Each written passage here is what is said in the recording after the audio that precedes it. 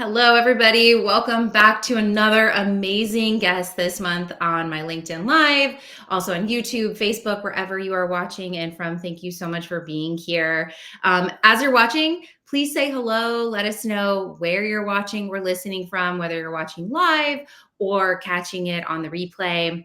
I have an amazing guest today, Sara Connell, it's Connell, right? Yeah. Okay. I was like, shit, I should have made sure.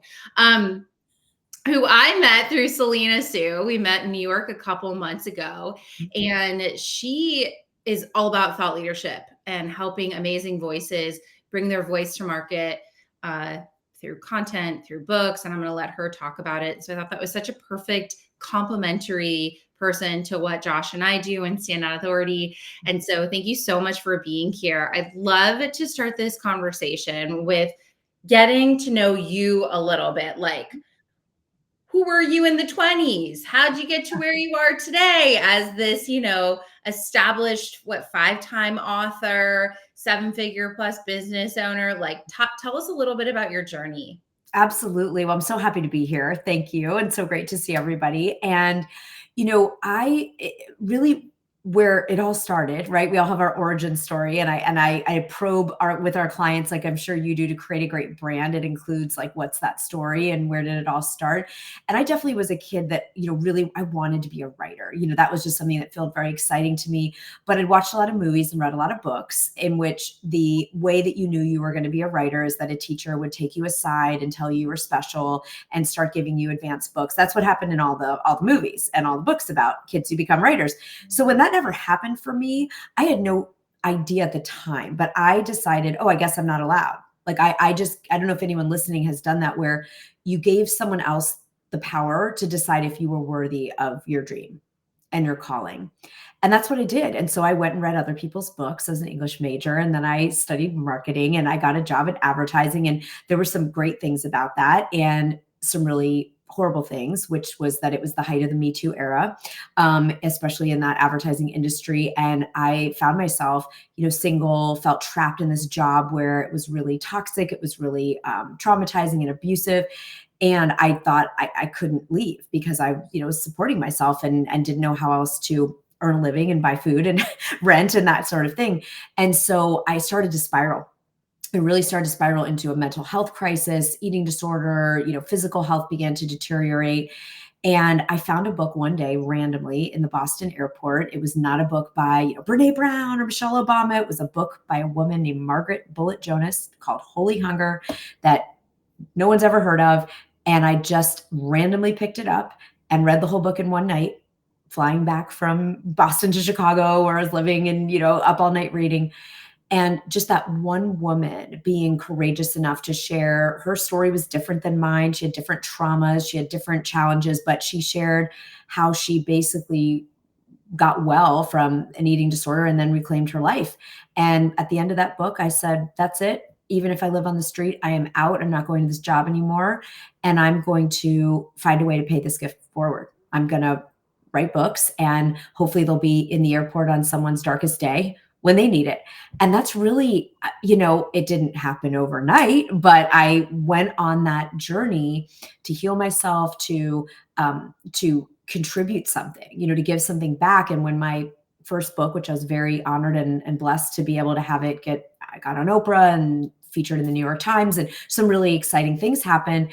And that's when I trained as a coach. I was a writer. I had these two worlds. And I said, no, this is what I'm going to do, because I knew there were other people who had a methodology, a mission. They had a framework. They have a way of seeing the world or a story that could really transform people's lives. And I wanted to make sure that I devoted mine to making sure they got to do that. And that's what I've done ever since. I mean, it's just been you and I, Rachel, I love, because we care so much about really brilliant, amazing people getting seen and known as thought leaders in their industry. And you need a brand. And then I call them unique thought leader assets. So you're helping, the brand piece. And then what reinforces that brand, in my opinion, is a book, is, whether you're speaking in keynotes or doing TED Talks, you're writing and speaking. Those are the power, thought leader assets that reinforce your brand and help build the brand. And so that's why I was so excited to meet you. And I know we just got it. We immediately, I was like, all right, who else is here? I'm hanging with Rachel, right? This is so great because it is, if we don't create the assets and have a brand, there is a version of us that dies with our music still in us, meaning just a few people that know us get the benefit. But likely if you're sitting here and you're on LinkedIn and you're listening and watching this, you know that there's more people you're meant to impact. Mm-hmm. So talk about your process a bit, because you're right. A lot of people don't really get there, right? There's that imposter syndrome where they stay stuck in the job because they don't want to take the leap like you did. So how the kind of people you've worked with, or even your own journey, how do you sort of bring out that methodology and that thought leadership? I love this because it is so overwhelming to think about creating a brand, to write a book, to do a TED Talk. I mean, it's like, who has the time? No one. So the answer is no one. We're never going to feel ready. We don't have the time. So we'll take those off the table. Yeah. And what's at stake, right, is like our legacy, right? Our impact on the world, and a lot of times our revenue, because I've built a multi-7-figure a year business through writing and speaking. I mean, that's what I, teach people to do. And so it is so powerful and can be so worth it. So you started with the perfect thing, because until we deal with our mindset, right? Thought leadership, in my opinion, starts with leading our own thoughts. And if our thoughts are, I'm not worthy, who cares? I'm not a celebrity, I don't have 1 million followers on Instagram, we walk ourselves back from the vision, right? We just abandon it because we think, please. And so the first step really, we're a brain science-based, coaching organization, and we weave that into everything. It's really starting to instill the identity, inviting you to step into that identity of thought leader, of best-selling author, of speaker, and whatever words, maybe it's activist, maybe it's, everyone will have their word, but it's really doing that identity work, because identity drives behavior. So if we think, I'm not worthy, no one cares, imposter syndrome, it's really hard to sit down and write after you have 8 million other important, urgent freaking fires to need to put out. It just is. So we start with a brain science-based approach, working on the subconscious and conscious levels, so that really helping someone to wire their brain for that sense of ownership of your value, and also for success in thought leadership. And then the fun part starts, because then it's like, oh, what do I want to make, from that? And so I reverse engineered 100 New York Times bestselling books, because I was procrastinating from doing my own writing. That's the truth. The good thing that came out of that bout of ridiculous procrastination was that I wanted to find out what the common denominators were of these books that have, like, Napoleon Hill, or, all the way, Tony Robbins, what are the books, Brene Brown, like, what are they all doing that makes a book have that kind of, forest fires, ripple effect, like everyone's talking about it. And there really are very specific, there's 3 specific things. I'm happy to share them here, or, like, let, your audience know about them. But the idea is that we want to take away the blank page. And so whether someone's writing a talk, a book, creating content for YouTube, the idea would be, like, how do we take away this idea of just that horrible blinking screen of, like, what am I supposed to say? And really look at, and you get just the quick overview of, like, in 30 seconds, is that all those New York Times bestsellers, and this is true for the top videos on YouTube and the, top TED Talks, they have some element of a story, right? You asked me right here, Rachel, right? Yeah. Because we got to trust somebody. We have to like them. We got to trust them to take the rest of the journey, right? So we have some element of our story that also includes our credentials, right? Like, why is someone going to, like, if I say, oh, I'll teach you to write a book, and I've never written a book, that's very different than, okay, I've helped over 1,000 people write a book. I have 5 New York, a combination of different bestseller lists, but I have 5 best-selling books. We've got to give people our story and our stats in a way, right? Yeah. And then the second S of 3, it's SSS. The second thing they all did is they talked about the situation with stakes. So what does that mean? It's like, okay, I have my personal story of a book saving my life, but then I zoom out to the bigger situation, which is that 200 million people in America say they want to write a book, and very few of them will ever do it for all the reasons you just brought up: imposter syndrome, no time, overwhelming, I don't think I'm a writer, on and on. And so that's the situation, and then the stakes we talked about. Like, what if we feel called to be a thought leader and we don't share our work? Well, then nobody gets the win. We don't win, they don't win. Mm-hmm. Finally, the rest of our video, talk, book is the solution. So the story, the situation, the solution. And I know it sounds simplistic, but I tell you, every one of these books did it. Every one of the documentaries does it. They do some version. It could be in a different order. But when we do that, we are guaranteed to create value. That's a bestseller is just enough people, or a top 10, a viral TED Talk is just that enough people watch it or read it. Right. So I love this. Like, we want to take away the fear of the blank page. Everyone can think of their origin story because you've lived it. We can ask ChatGPT in 2 seconds what the situation, stats, stakes, like what's the deal in the world, get a statistic. We had a client writing a book about, she left the fitness industry and was really helping people reclaim healthy body image. And, she found a statistic of a very upsetting study that 94% of women in America say they hated their bodies. Mm-hmm. So it's like, that's horrible. That's not a good number. We don't want to live like this. And so, just having, we can find this now. You don't have to hire a research assistant anymore, right? It's like AI, and then your solution. All of you watching this, your mastery, your method, your way. Rachel, you're going to be on our podcast soon too, which is so fun. It's like, how you and Josh take people, how your process, that you help them get known in their branding and optimize their brand. So we can all do this. It's not so scary as like, I had to write a 200-page book about what. Mm-hmm. Mm-hmm. That's so easy. Yeah. It's like, seems so easy. And then what is the hardest part, Sarah, I have to imagine, is doing it for yourself. Because it's like, and we run up when we going through people's story and we're going through these questions, but thinking about that, well, how do we position you on LinkedIn? How do we create content? You have to use the same sort of arc and thought process. Yes. People take for granted what their powers are. They don't understand their story. Completely. It's just, you need people like yourself to kind of pull it out and get those stories. And I think that's what's made, to your point, people like Brene Brown, or, people are obsessed with the let them theory. And wow, has that really hit the boomer generation, particularly? Right. Something, resonating to the 40 plus. And it's not, and I love Gabby Bernstein, and she's sort of like, to me, just simplified spirituality. Nothing is actually that original. I love that you brought up Gabby Bernstein, because I call it gremlins, right? What are those inner critic ideas that will stop us from being a thought leader, having a brand? And one of the big ones you hear is, oh, everyone, there's already books on my topic. So I just want to give context here. This is what I think is so flipping cool.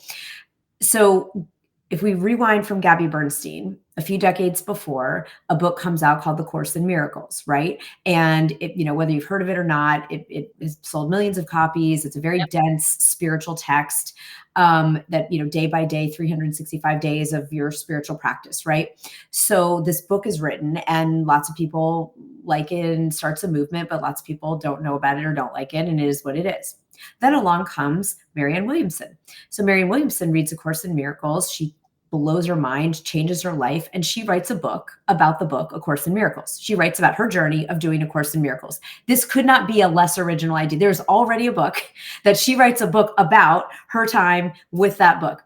And then and both of these books are New York Times bestsellers for many, crazy, made Marianne Williamson a household name. And then you couldn't think you could pull that off again. And yet Gabby Bernstein comes along a few years later and writes May Cause Miracles. About what? Her experience with the book, A Course in Miracles. So now we have 3 New York Times bestseller, virally, stratospherically successful books, launched these people into the absolute forefront of thought leadership, made their careers, writing about a book that already existed. And so I just love that example. And guess which one I like? I like Gabby's the best. Yeah. Of all of them, by far, by hands down, no question, 10x multiple. I want Gabby's all day long. She's the one I read of all those, right? So it's not derivative. It's not that every idea, I don't really enjoy doing the Course in Miracles. That doesn't really call to me. But I Yeah. really like Gabby Bernstein's books. And so that's an example of like, yes, lots of things have been done, but your unique take is going to be the thing that could launch a whole new movement. I mean, Gabby Bernstein has millions of people have read her books, millions. And she is just talking about Kundalini yoga and Course in Miracles. There's nothing she's talking, law of attraction, Abraham Hicks. There is nothing she's talking about that we haven't heard or could hear elsewhere. And yet, all day long, people are here for it. And Yeah. I find it, and I'm very grateful that she did talk about her version because I like her version a lot. Right. And she's reached people that wouldn't have heard it otherwise because of the way who she is, how And she how she presents it. You know, I don't want to read a dense text that's this long for 300. Like, but if someone's like, hey, this is what happened in yoga today. I love it. It's great. And like you said, people would never have gotten the miracle of that work if she and Marianne Williams, there were millions of people who loved her book. Yeah. Yeah. So you're really speaking to this personal brand idea and the unique value proposition that we each have. Once you can kind of unfold that, Yeah, you can create all sorts of things. I mean, tell me, so you help people with TEDx, Mhm. you help them with YouTube channels, you help them get books. I mean, and I have to ask this question. We're living in a time of AI. You could Yeah. get a book, AI can write a book for us. I could get a book done in a day. Let's have the conversation. We got to have it. I know, right? They could write me a TEDx speech, like all of these things. And Sure. so I feel like, unfortunately, now a lot of this stuff has become a commodity, or it's empowered people to think that they're way better Right. than they are. And now people are going to feel even less differentiated. So then there's more space for the real unique people like you and me. But the rest of everybody now just thinks that they could do all this. I'm so glad. I'm so glad we're going here. We have to go here, right? Because this is the moment that we're in. So a couple things. Just for everyone's almost like public service announcement about this in the book world. If you want to, of course, self-publish a book, pop it up on Amazon or sell it on your website, you can do whatever you want. Yeah. But any book that gets published, meaning it's a real book that's in the Library of Congress, that's published through, can go in bookstores. There is software screening, cannot be written by AI. Those books are not allowed to be on the bestseller list. They're not. It's just so everyone knows. It does not mean I teach all of our clients how to, with integrity and safely, use AI in the book writing process for research, for organization, for help with structuring, for writing. It's absolutely accelerated by leaps and bounds how quickly we can write books because of the research help, the organizational help, all kinds of things. But depending on, I have no judgment. If someone's like, I want to just have AI write me a book, and Yeah. absolutely more power to you. It's just that won't be like, I call it a book, like a book that's like, okay, this is a book that's sold in bookstores and can be on bestseller lists. And that's the people I coach want. The other thing is, we'll have no emotional attachment to a book that the AI wrote, right? Because it just doesn't. Now, yes, you could feed it some stories and, there's all kinds of things. But I actually like this because if anyone saw the MIT study recently, 3 groups, super quick. They put a group of people writing essays into one room and said, you just have to write an essay. Here's the topic. That's it. Another group had access to Google. So it's like, if you need to research or ask Google a question, you can use Google and craft your essay. And the third group could use AI if they wanted to and do anything they want with AI. So the first group does their thing. The second group crafts their essay. The third group all chose to use AI, not write a word. They just sort of gave AI the prompt, write an essay of 700 words on this. And what was so interesting is, first of all, they put EEG sensors on everyone's brain to just see like what happens in our brain. And no surprise that when the AI group had nothing, their brain was lifeless, right? Because it didn't do anything, right? So there's that whole thing about like, what do we want to do to where to use it and where do we not want to use it or lose it in terms of critical thinking, creative expression, that kind of thing. And the group that did the AI, they were all basically the same. Like the AI can only pull from what's been created, even with a good prompt. So I'm pro AI. I really do love so much of what it does. I love it for writing email, idea generation. But in terms of like book and speech writing, I think to be used with caution for the standpoint of if we start to relegate all our creative and critical thinking, we are going to atrophy our own skills around creativity, innovation, thinking. Those are use it or lose it muscles, just like our body. If the AI could go to the gym for you, it doesn't mean your body's going to be healthy, right? So it's sort of like that. But also thought leadership, right? You're helping people be thought leaders. We're helping people be thought leaders. Like this is about the real deal. Like we got to bring, so I think the marriage, I call it DI, like the divine intelligence, CI, creative intelligence, AI. And that is the trifecta of the time that we're in, I think, using it wisely, using it in ways that can expedite, make our life easier, but making sure that we bring something to the world that is unique, again, in our singular way of viewing the world. It's not to be a unique topic. So I think that's really, something to think. And to your point, Rachel, there'll be the percentage of people that are willing to be real thought leaders right now. And then there'll be people that just think, it's just, believe me, it is easier. I wrote all weekend because I have a book deadline for the 7th book, and I really would have liked to be at the pool. Okay. Like I just say it, I would have, but I'm on it. I have a deliverable and I am going to write every word of that book. So it's just a choice. There's no morality, judgment, good. It's just for everyone, to kind of think about. And it's exciting because when we free up more of our time with AI in the ways that it can really enrich our lives, then we've got more of that white space for those big ideas to come in. Yeah. Yeah. It's such you made so many good points.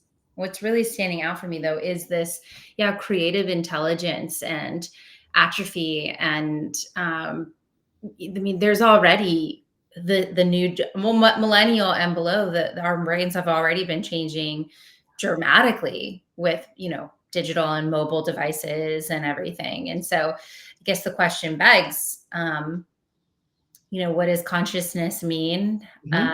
And how do we remain conscious in this reality, not, in a digital world?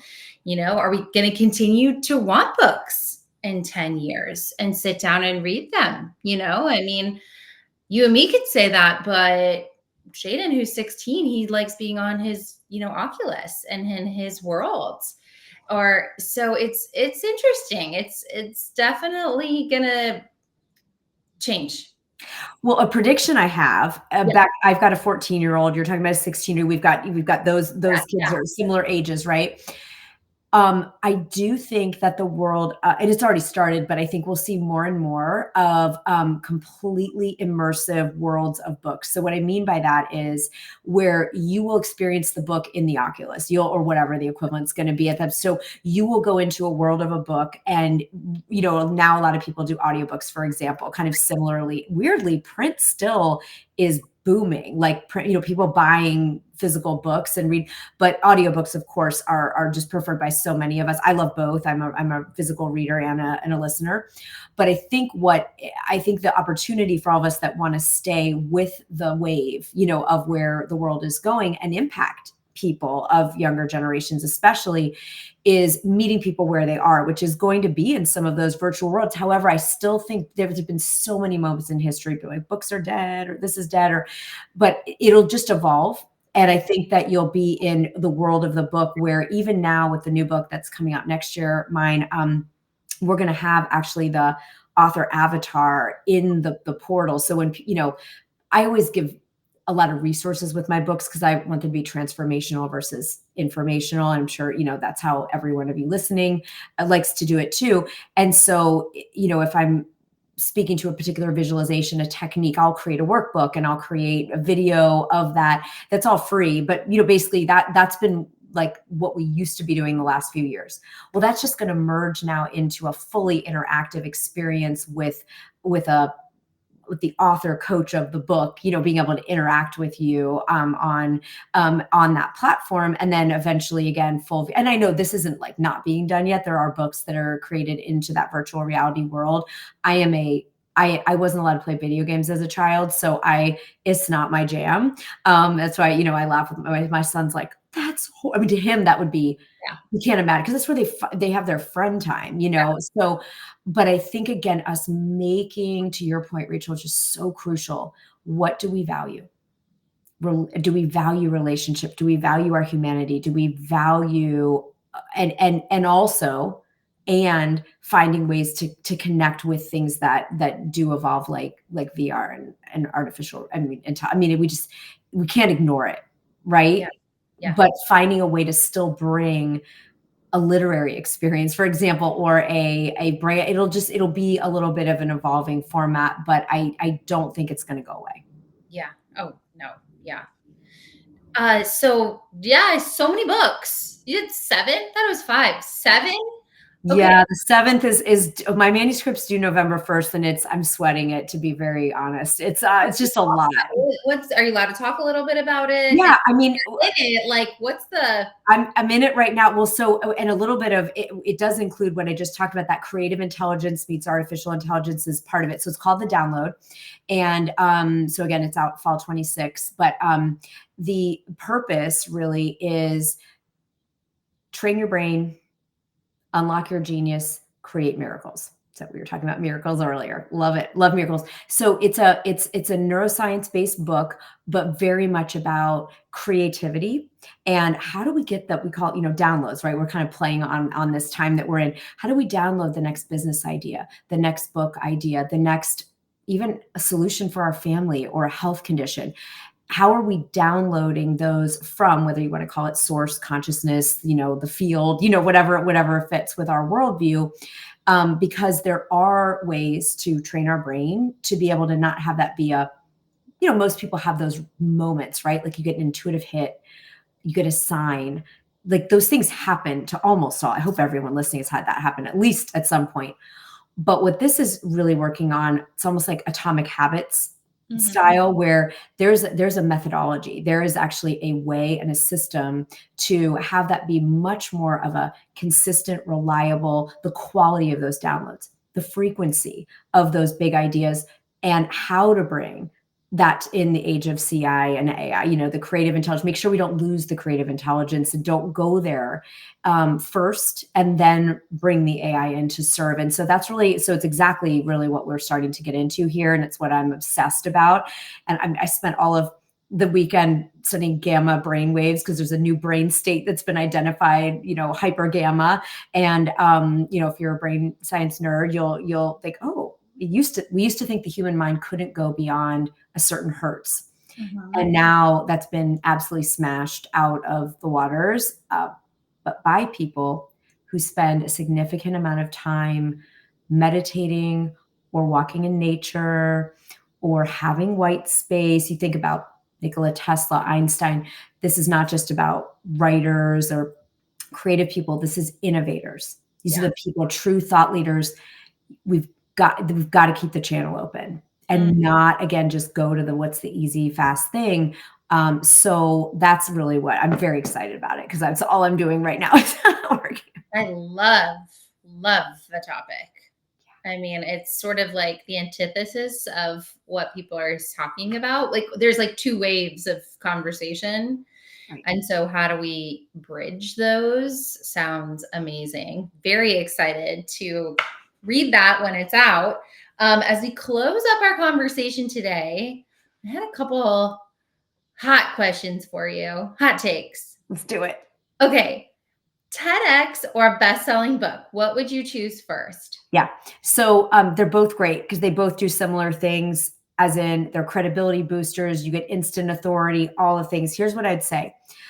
A lot of times what I hear from the people we work with is that doing the book gets them into such a new level of mastery. Even people that have been working 20, 30 years in a field, the way that put those ideas together, and it's going to be a lot faster to pull a nugget and do TEDx. So I say that if you were equally excited about both. I would recommend the book first because you'll be in such a level of empowerment around your message, and then pitching to TEDx will become a faster, easier process. However, if you just are like, I want to do it, I want to stand in that red circle, I want to be there, go for it, because they're both going to, you have a great TEDx talk, it'll help, promote the book and vice versa. So it's a chicken and egg a little bit. Yeah, that makes a lot of sense. Do you have a power outfit for when you go on stage? Oh my gosh. I do love playing with outfits. So it is very, very fun to me. Right now, I'm really into, I had the gift of going to France like twice this year, which is just for a whole bunch of reasons. And was once with clients and once for a family event. And so I'm kind of into this whole like Parisian suits, like the no shirt under a power suit, monochromatic, I like color. So that's sort of my right now power outfit would be, I just got this kind of like coral, it's like almost a red coral pantsuit, very Parisian vibe. So that's right now my jam, but I love dresses sometimes. Yeah. Well, I mean, the suit is in right now. That whole vibe for women. I love that. Yeah. Any personal mantras you say before hitting the stage or going live? Yeah. So the heartfelt one is, let me be like a vessel for what one person here needs to hear. Like that idea that I'm here to speak to that one person that needs to hear this message. That gets me at least out of my head. I'm there to be of service. And then, it's not so much on stage, but like in life, kind of in general, about being courageous on that next thought leader leap or whatever it is that we're going for, because this work requires so much courage to be visible, to develop a brand, the amount of imposter syndrome we have to walk through and old stuff and those old messages. So I just love, you can and you will. Mm. I can and I will, because that's a declaration. Mm. And so I really love that when oh, you can't write a book or you can't build a brand or you can't, it's like, I can and I will. Mm. That's like the perfect way to end this interview. I can and I will. Well, we know LinkedIn has been a bit of a struggle with getting you back activated, but what's going to happen? We're going to make it happen. It is. It is. For people to get in touch with you, follow you, where should they go? Yes, definitely DM me. Anybody that has questions about this or like, what did you mean about that framework? Happy always. Love, love, love to hear what anyone's working on. On Instagram, it's at SaraConnell. I spell it because I have no H on Sarah. So at Sara Connell. And then YouTube is at Thought Leader Media. And we have so many cool, we've got brain activators, we've got book frameworks, we've got all kinds of free stuff there. So love to see anyone over on YouTube. Yes. Okay. Amazing. Amazing. And we'll make sure that that's in our email and all the things. Well, thank you so much for being here today, Sarah. If you enjoyed this, please share it. Please share it with somebody else. Let me know what you think, and really, really appreciate you spending your time with us. Until next month, I will see you soon. Have a great rest of your week.